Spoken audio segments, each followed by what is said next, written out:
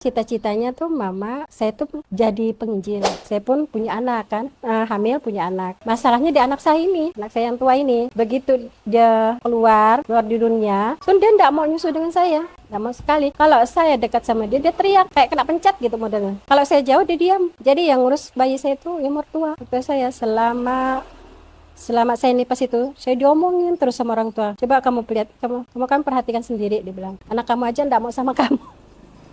Dia bilang kan, nggak mau nyusu sama kau gitu kan. Cobalah masuk Islam, dia mungkin anakmu ini Islam, kata mertua saya bilang kan. Karena yang kan keluarga itu saya bukan nggak ini ya, agak mungkin otaknya agak. Nah, jadi dia kepingin saya itu menggantikan mama tuh penginjil. Jadi di sekolah kelas saya di misi. Nah, ternyata udah tamat, bukan jadi penginjil malah jadi saya belajar ke Al-Qur'annya.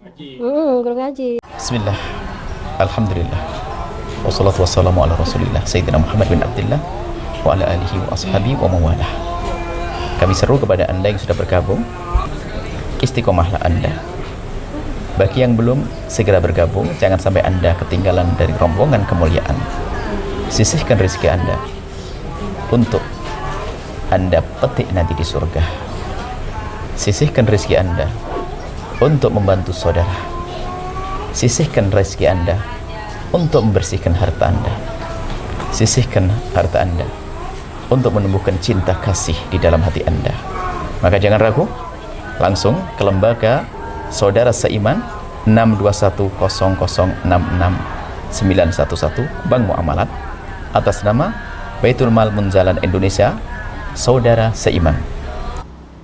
Assalamualaikum warahmatullahi wabarakatuh. Nama saya Upik Hasanah. Alamat Jalan Pramuka, Gang Lengkeng, nomor 10, Desa Sungai Rengas, Kecamatan Sungai Kakap, Kabupaten Kuburaya. Masuk Islamnya tahun udah lama sekali, sebelum 1990 Juni. Iya, Juni. Kalau dari Ibu sendiri, latar belakang agama sebelumnya apa nih? Kristen Protestan. Oh, Kristen Protestan. Iya. Itu termasuk yang kuat atau hanya sebatas mengikuti saja? Kalau saya sih cuma sebatas itu karena anak ya. Yang kuat itu ya orang tua. Orang tua ya? Iya. Memang orang tua ini agamanya seperti apa, Bu? Kuatnya? Ya, bapak ya, terutama itu bapak kan fanatik sekali dengan agamanya. Di dalam rumah setiap minggu itu sebelum ke gereja anak-anaknya ditatar di rumah. Diajarin dulu di rumah, habis itu baru di gereja. Itu bapak sama dengan mama selalu bacakan Injil.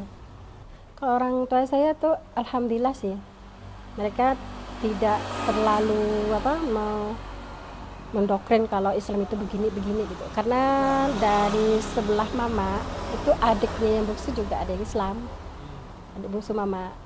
Jadi udah kenal lah gitu, tidak terlalu mendoktrin. Kalau saya dulunya sih karena saya pernah sekolah di Nyarungkop itu, kan saya Katolik malah. Oh. Katolik. Oh, sekolah di Yayasan Katolik. Iya. Nah itu kan cita-citanya tuh mama, saya tuh jadi penginjil. Ternyata saya kan sudah dewasa gitu kan, udah tamat SMA tuh saya sering mainnya tempat abang tuh udah nikah dengan orang Islam. Dia sering main ke sana, saya lihat kehidupan mereka walaupun kata orang mereka itu miskin lah kalau kita ya. Tapi dia tuh tenang gitu, akur. Nah, itu mama bapak enggak mempersalahkan karena dia kan sekolahnya umum. Tidak masalah dia masuk Islam. Kecuali saya, kok saya kan memang dikhususkan memang untuk itu gitu. Ternyata ya Allah kan berkehendak lain. Nah itu ceritanya waktu saya dijodohkan sama abang saya kan, sama teman ya, gitu, almarhum suami saya dijodohkan, terus saya langsung mau. Tapi saya tidak masuk Islam. Waktu itu masih boleh nikah beda agama, tahun 90 itu masih boleh. Karena waktu itu juga Pak Presiden kita dengan Bu Tin itu masih masing-masing agama. Nah, jadi Bu Tin itu menikah masuk agama Islamnya tahun 92. Nah, jadi waktu itu kita boleh nikahnya masing-masing agama. Jadi saya nikah sama suami saya itu Saya tetap Kristen dan beliau Islam. Udah berjalan waktu, saya pun punya anak kan, hamil punya anak. Masalahnya di anak saya ini, anak saya yang tua ini, begitu dia keluar di dunia, so dia tidak mau nyusu dengan saya, tidak mau sekali. Kalau saya dekat sama dia, dia teriak kayak kena pencet gitu modelnya. Kalau saya jauh dia diam. Jadi yang ngurus bayi saya itu yang mertua saya. Selama saya nipas itu, saya diomongin terus sama orang tua. Coba kamu lihat, kamu kan perhatikan sendiri, dia bilang. Anak kamu aja enggak mau sama kamu. Dia bilang kan, enggak mau nyusu sama kamu, gitu kan. Cobalah masuk Islam, dia mungkin anakmu ini Islam, kata mertua saya bilang kan. Karena kan dia dikomatkan kan sama anak kamu Islam, kamu Kristen, makanya dia enggak mau, dia coba masuk Islam. Selalu gitu orang tua, mertua saya kasih masukan, terus akhirnya luluh karena anak saya masuk Islam. Karena anak, bukan karena suami ya, karena anak. Nah, jadi saya tidak terpaku pada suami mau ajarkan mau tidak, saya tetap, karena anak saya masuk Islam, jadi saya harus berusaha belajar sendiri. Jadi enggak monoton pada suami gitu. Itu. Setelah umur anak saya, setelah habis nipas kan, anak saya kan lahirnya bulan 3. Jadi bulan 6 saya masuk Islam. Anak saya udah lahir baru saya masuk Islam. Jadi saya menikah lagi. Jadi kata orang anak saya itu termasuk mualaf. Oh gitu. Yang tua. Sampailah suami saya memang dia tidak berani sih masukkan saya Islam, karena beliau pun katanya masalah agama ini kurang. Jadi saya nekat masuk agama Islam itu karena anak saya. Jadi saya niat anak saya insya Allah belajar agamanya dengan mamanya, bukan sama orang. Itu niat saya dari awal. Jadi saya berusaha belajar, cari guru kemana-mana saya cari. Setelah saya masuk Islam, nah, terus anak itu dengan spontan tuh mau. Itu yang buat saya langsung setelah saya ucapkan 2 kalimat syahadat di masjid tuh, pas waktu itu mau lebaran aja kalau nggak salah. Nah, jadi saya masuk Islam, terus saya pulang, saya bilang saya sudah masuk Islam, anak itu saya dekatin diam gitu, langsung dipeluk kayak orang kangen gitu. Itulah bikin saya makin ya Allah ini. Jadi saya harus belajar benar-benar agama, jangan terpaku pada suami. Suami tidak akan mengajarkan kita, dia kan sibuk kerja. Nah, jadi kita cari guru sendiri belajar. Iya kan, saya kan kalau hari Minggu kan ke gereja, bila kan jarang ke masjid kan. Kata dia tadi kan memang agak kurang agamanya, juga masih muda, masih emosian gitu kan. Jadi saya kan ini harus ditarik nih kalau bisa gitu kan. Jadi saya berusaha, tapi tidak mempan. Beliau tuh saya ajak, yuk lah Pak kita ke gereja, daripada konten juga ke masjid gitu kan. Kamu hari Jumat aja tidak ke masjid, yuk lah ikut aku ke gereja hari Minggu gitu ya. Tidak mau dia. Dia bilang agamaku, dia bilang walaupun aku banyak dosa, tapi pasti masuk surga. Dia bilang gitu, biarpun aku banyak dosa, kata agama, pasti masuk surga. Kalau kamu, gitu. Jadi saya tidak jawab. Sering berantem saya waktu hamil. Hamil itulah saya sering berantem ya. Udah tenangnya waktu anak lahir itulah. Tenangnya. Hampir pisah. Sebelum anak lahir tuh, hampir sampai beliau pun ngambek gitu dengan saya ditinggalkannya. Saya melahirkan sendiri sama mertua saya aja. Dia pergi karena serunya tadi itu berkelahi terus tiap hari. Saya mau ngajak dia sampai saya kasih makan, tapi dia tahu itu babi. Oh gitu. Terus berarti ibu masih konsumsi juga itu? Masih. Waktu hamil itu? Iya. Oh. Masih. Jadi suami gimana?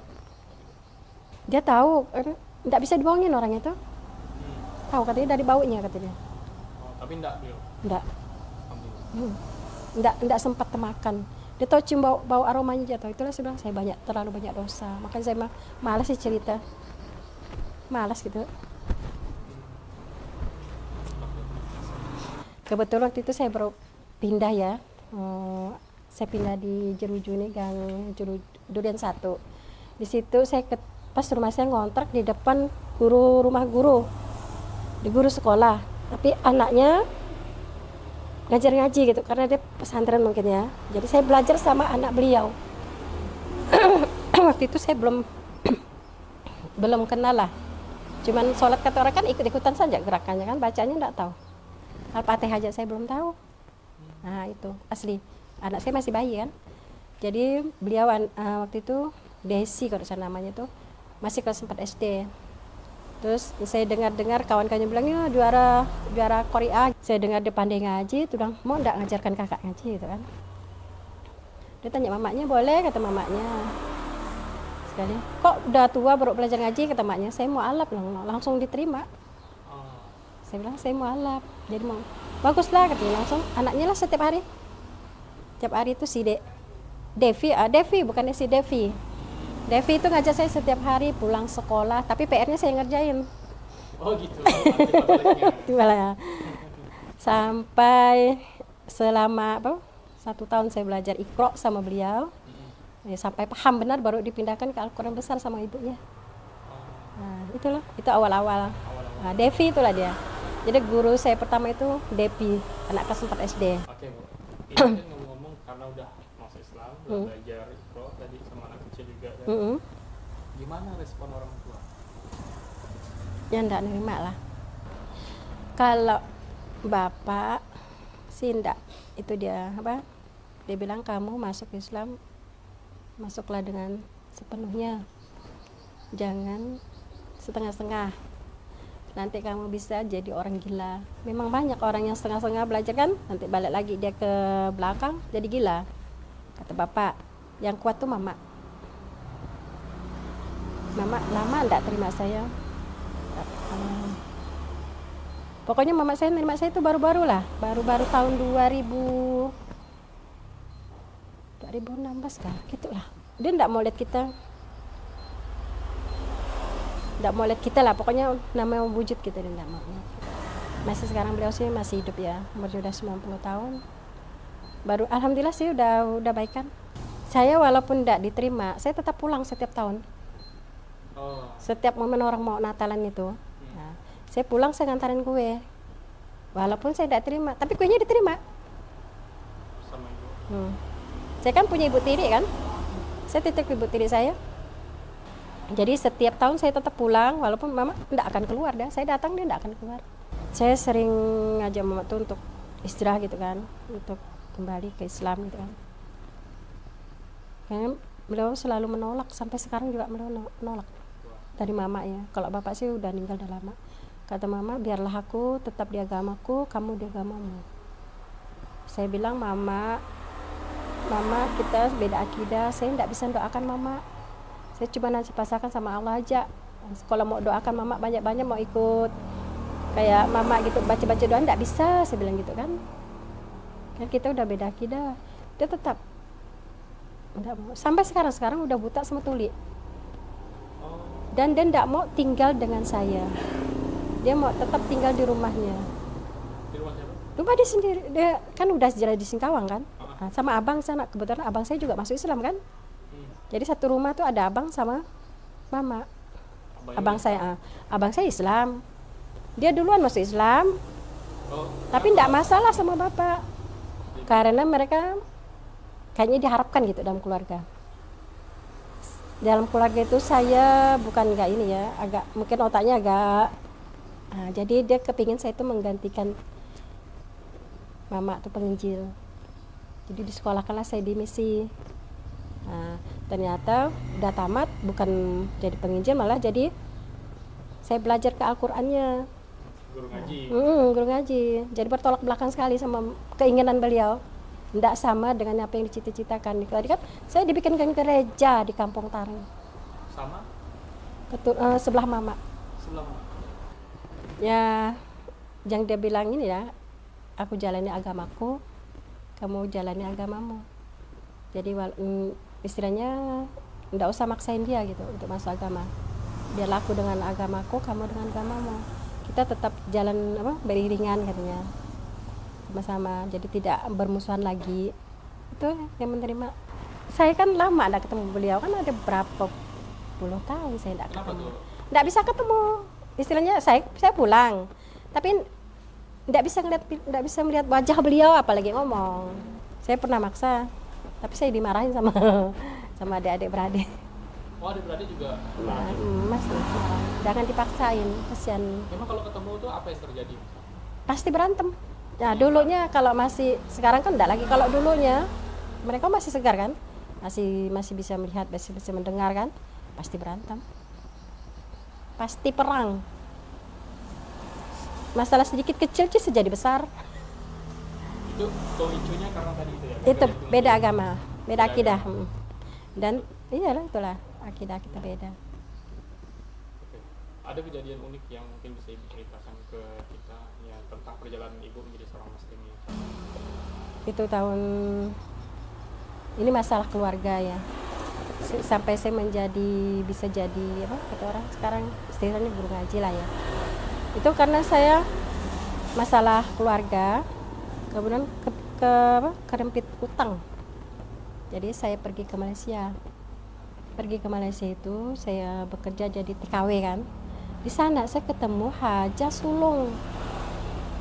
Sedangkan waktu itu saya agamanya kan masih setengah-setengah, ya, masih setengah-setengah lah, masih belum terlalu sepaham sekarang kan. Jadi ketemu beliau itu, alhamdulillah memang Allah pertemukan dengan orang-orang baik saya di sana. Kemudian saya digembleng sama beliau, Haja Sulung ini, digembleng sama beliau, fikihnya gitu kan. Nah terus ngajinya saya digembleng sama beliau, bekerja sama beliau. Itulah dari itu saya niat saya pulang saya harus bisa dakwah seperti beliau, Haja Sulung itu. Beliau tuh orang, kalau di Malaysia tuh orang biasa sih, dia kan jualan kayak gini, jualan. Nah, jadi saya bekerja dengan dia, tapi dia dengar kita bilang, saya ini mualaf dulunya, saya bilang, saya mualaf, saya ini kepingin, tapi belum pandai amat gitu kan. Jadi dia belikan buku, nah, terus nanti dia jadi guru saya gitu. Jadi saya banyak belajar dengan beliau. Saya pulang dari Malaysia, saya niat saya harus ngajar paling tidak anak-anak ngaji di rumah. Gitu kan?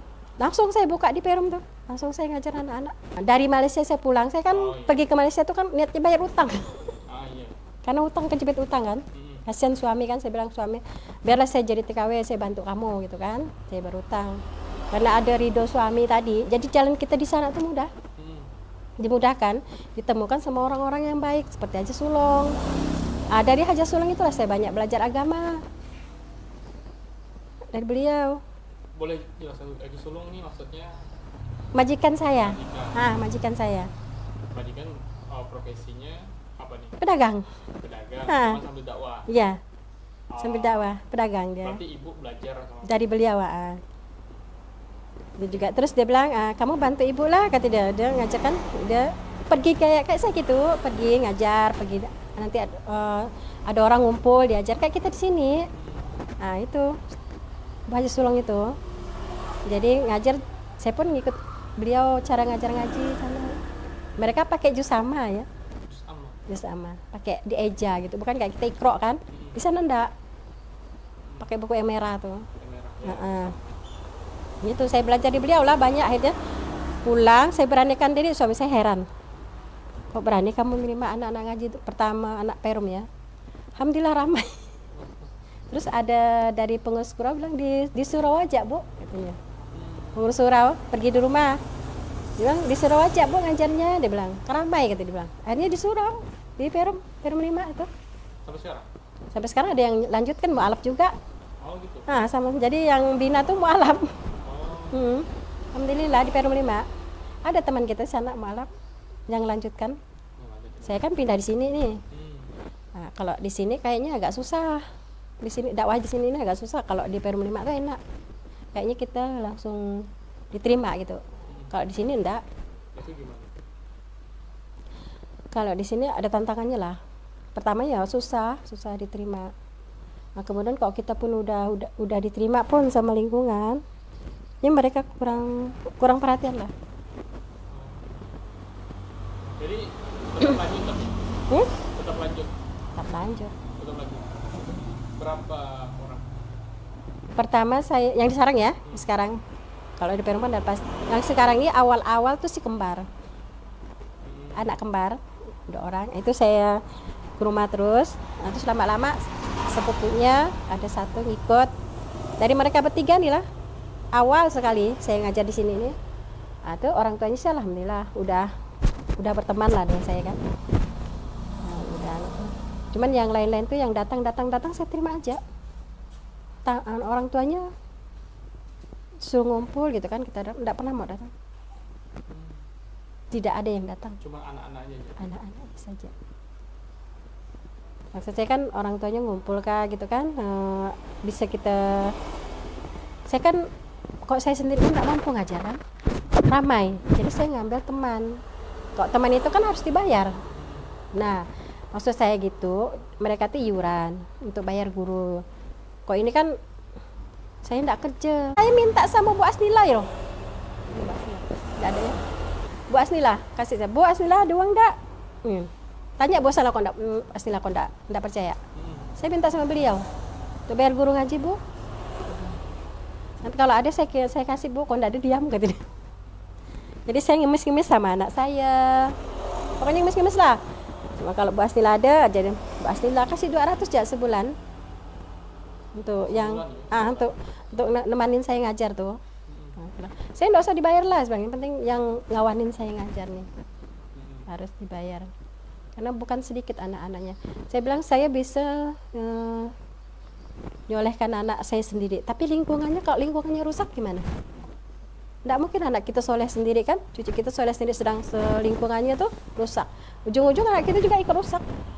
Jadi bagaimana caranya kita bisa soleh di tempat itu, terus orang-orang di sekitar kita pun ikut gitu, bisa merasakan apa, nyaman gitu kan, hidup aman gitu. Sementara kita setengah mati kan nyurusan anak kita. Selamatlah kita, selamat apa kata orang, menyolehkan anak kan, mensolehkan anak kan. Tetangga kita kan tak mungkin kita hidup sendirian kan. Nah, itu namanya egois. Jadi kita kan tidak boleh enak sendiri, kita harus dengan tetangga sekelilingan kita. Di mana kita tinggal kan, di situlah kita harus berbuat. Itu. Sekarang berapa orang? 32. 32 orang. Berarti guru ngaji berapa? 1, sama saya 2. Oh. 2. Jadi selama ini ada yang bayarin? Alhamdulillah. Enggak ada. Ya. Setiap bulan tuh? Iya. Udah berjalan 1 tahun? 2 tahun? 1 tahun. Oh, 1 tahun. Kan habis saya sakit tuh. Tapi beliau tetap datang gitu? Alhamdulillah datang. Dekat rumah atau gimana? Orang-orang sekitar, ada komplek datang. Ya, yang guru ngaji pendamping ibu? Orang tuh sebelah gang. Oh, sebelah gang. Nah, dia tuh kan punya anak kecil gitu kan. Nggak mungkin lah kita gratis. Iya. Nah, anaknya kan waktunya terbuang, anaknya ditinggal lah. Itu kita pikir di situ. Berapa tadi ibu gaji? Saya kasihnya sementara ini 200 lah. Ada yang bantu ya? Nggak ada. Tapi dari beliau ada ngeluh? Beliau nggak ada sih. Kalau dikasih alhamdulillah sih, pasti dikasih tetap 2 bulan tetap dikasih. 200 tetap setiap bulan kasih. Yang maksudnya kok saya sih mikirin anak-anak sekarang ini kan, kita ini udah sebenarnya dalam bahaya, dia negeri kita ini dalam bahaya. Pemerintahan kita nggak tahu memilihnya kemana, karena pemerintahan kita ini sekuler saja, sekuler ya. Sama juga dengan pemerintahan Belanda. Mereka, kita dulu waktu zaman nenek kita kan Belanda jelas-jelas menjajah kita. Kalau sekarang kita dijajah sama bangsa sendiri. Jadi anak-anak sekarang, dari ibu-ibu sampai anak-anak sekarang dibikin repot, disuruh bikin rumahan, usaha rumahan untuk kok jadi politik. Ibu-ibunya disuruh repot, jadi dia tidak bisa ngurus anak-anaknya. Berarti kan sekarang kan ibu-ibu harus berdaya untuk bantu ekonomi suami. Jadi anak-anak ini siapa yang ngurus? Sekolahnya tidak diperhatikan, kualitas pendidikannya tidak ada. Jadi masa depan anak-anak tuh tidak jelas jadinya. Apalagi akhlak kan, agama, apalagi agama. Itu sekarang apalagi itu saya bilang ini negara kita ini dalam bahaya sebenarnya, dalam bahaya depan mata kita sendiri. Kalau saya udah jelas udah mau mati gitu kan, udah tidak dengar. Yang anak-anak ini yang perlu diperhatikan. Itu. Penerus ya. Iya, itu gimana cara merangkul mereka yang tengoklah tawuran di mana-mana umur 15 tahun. Kan berarti kan lepas kendali. Kalau udah kejadian baru ada itu juga yang apa misalnya kok kita ada masalah orang miskin ada masalah, kalau enggak viral enggak dibantu, tunggu viral dulu baru dibantu kan gitu. Berarti kan negara kita kan dalam masalah besar berarti kan enggak aman-aman saja.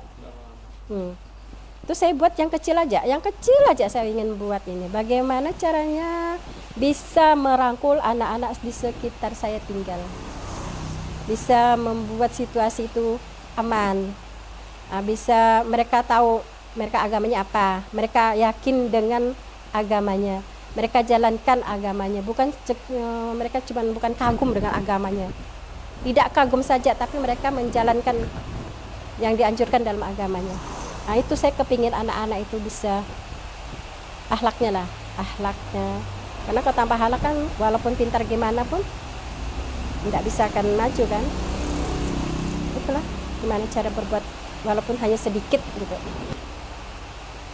Boleh harapannya dari seorang ibu, kan ibu-ibu pasti punya harapan besar juga untuk yang anak muda nih. Mungkin yang pertama kita dari sekolah ya, guru-guru yang di sekolah itu mungkin ada program sendiri untuk program agama, kemudian dilanjutkan di tingkat RT. Nah, kalau RT-nya tanggap, bisa dikumpulkan warganya, bikinlah suatu organisasi untuk remaja ya, remaja di bidang terutama pendidikan agamanya gitu kan, itu di RT. Kemudian RT itu tanggap dengan lingkungannya, itu kepengennya gitu. Kalau sekarang kan kebanyakan personalisasi segala pejabat itu kan sukanya korup, suka korup. Jadi kayaknya kalau memandang yang seperti itu kayaknya agak susah. Mau kerjasama gitu susah, nggak ada titik temunya. Saya pun belum ketemu titiknya nih, belum, masih ngambang. Nah, sekian cerita dari saya, semoga menjadi inspirasi bagi para pendengar. Terima kasih. Assalamualaikum warahmatullahi wabarakatuh.